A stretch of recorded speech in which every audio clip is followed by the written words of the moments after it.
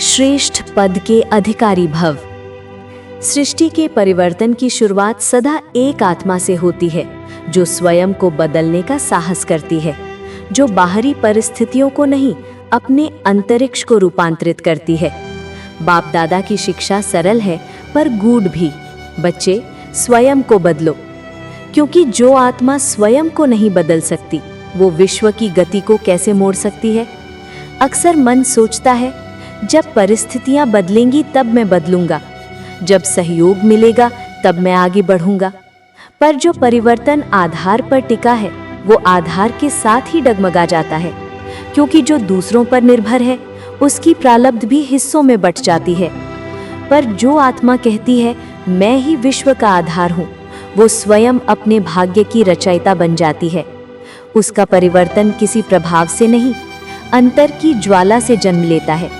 संगठन की शक्ति, उत्साह की लय और श्रेष्ठ संकल्पों की सुगंध, यही उसके कर्मों की ऊर्जा बन जाती है। वो जहाँ खड़ी होती है, वहाँ से दिशा बदल जाती है। जैसे किसी निर्बल शरीर में ग्लूकोज का संचार नई चेतना भर देता है, वैसे ही जब आत्मा स्वयं को शरीर से न्यारा समझती है, मैं अशरीरी हूँ, मैं साक्षी हूँ, तो ये साक्षीपन ही उसके भीतर शक्ति का प्रवाह बन जाता है। उस अवस्था में बाप की स्मृति केवल याद नहीं रहती, वो साथ बन जाती है।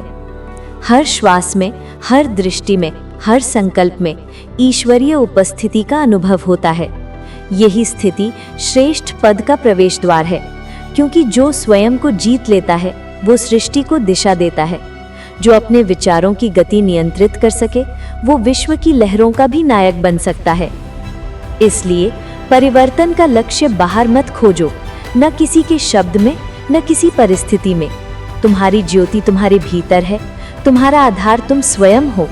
जब ये अनुभूति स्थिर हो जाती है, तब आत्मा साक्षात आधार मूर्त बन जाती है, जिसकी दृष्टि से दिशाएं स्थिर होती हैं, जिसके संकल्प से सृष्टि का रेखा चित्र बदल जाता है। ऐसे आत्मा के लिए संसार कोई मंच नहीं, एक प्रयोगशाला है, जहां वो हर क्षण स्वयं को नया रचती है और अपने परिवर्तन से विश्व को बदल देती है। श्रेष्ठ पद के अधिकारी भव, क्योंकि जिसने स्वयं को रूपांतरित कर लिया, वो विश्व के भविष्य का निर्माता बन गया।